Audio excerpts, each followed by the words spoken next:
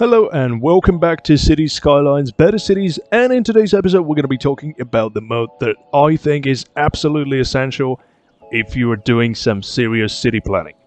And let me explain what I mean by that.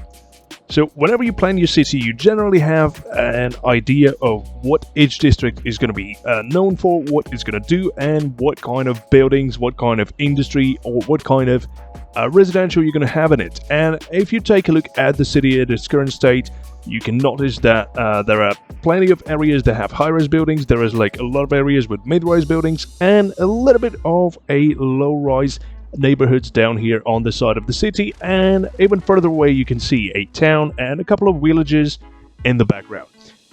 Now here is what the mode is doing for you. The mode is called Zone Info. Let's switch into this view. Let's take a look. Zone Info, what it provides you is a statistics for your entire city, and you can go for entire city, you can go in count or percentage, and you can switch to a certain district. Let's see what do we have in our CBD. As you can see, we don't have any low density buildings. We have some high density residential buildings.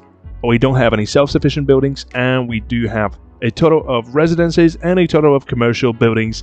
And if you take percentage, you can see that we only have 17% of our residential built in the CBD area, and up to how many? 6% of commercial buildings built there.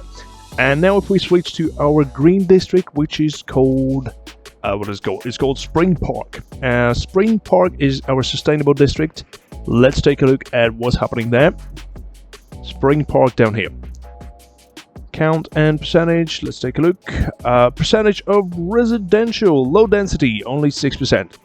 And then we have residential, high density, and self-sufficient. That will be 18 and 25%.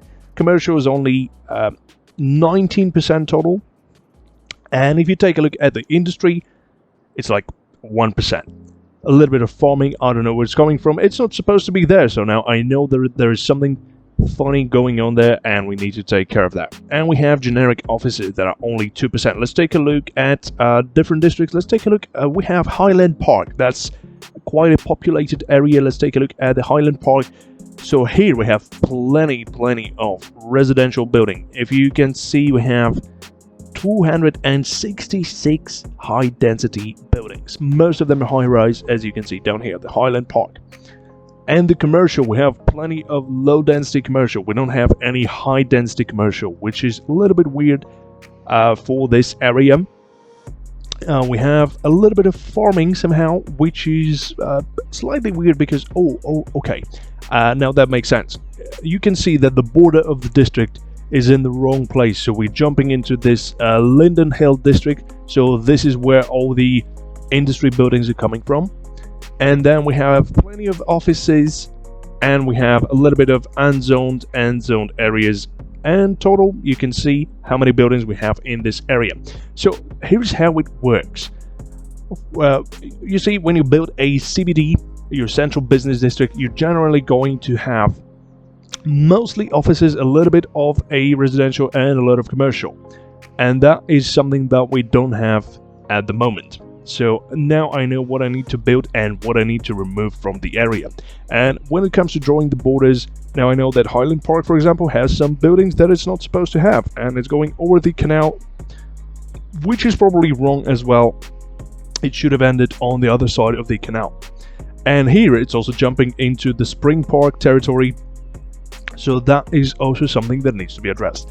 Of course, when it comes to the borders of the districts, you can basically see from the road layout if something is not looking right. You can always address it. But when it comes to buildings and what you have in your districts, this is the mode to use. And if you want to have some kind of special district, for instance, you have Heather District, and you want it to be like art and culture. You don't really want to have any. You don't want to have any like high density commercial buildings. You can easily go into the settings, find your Heather District, and check if everything is doing okay. And the same thing goes for IT and innovation clusters. For instance, we have our Robin Park. Let's take a look at the Robin Park. Let's see what's happening there. We have Robin Park down here, and that's supposed to be like mostly offices, and most of them have to be high tech. let's take a look. Let's take a look at the count. We have a little bit of commercial, and we have some generic offices and a lot of IT cluster offices. So that means that everything is right here. We don't have any residential, although we could have some of that as well. But generally speaking, we do hit our numbers and everything is looking fine. So whenever you plan your city and when you have a clear picture in mind of what each of your city districts is going to do, this mode is going to help you to make sure that you're ticking all of the boxes. Anyway, thank you so much for watching. If you like this video, consider subscribing, and I will see you in the next one. Bye bye.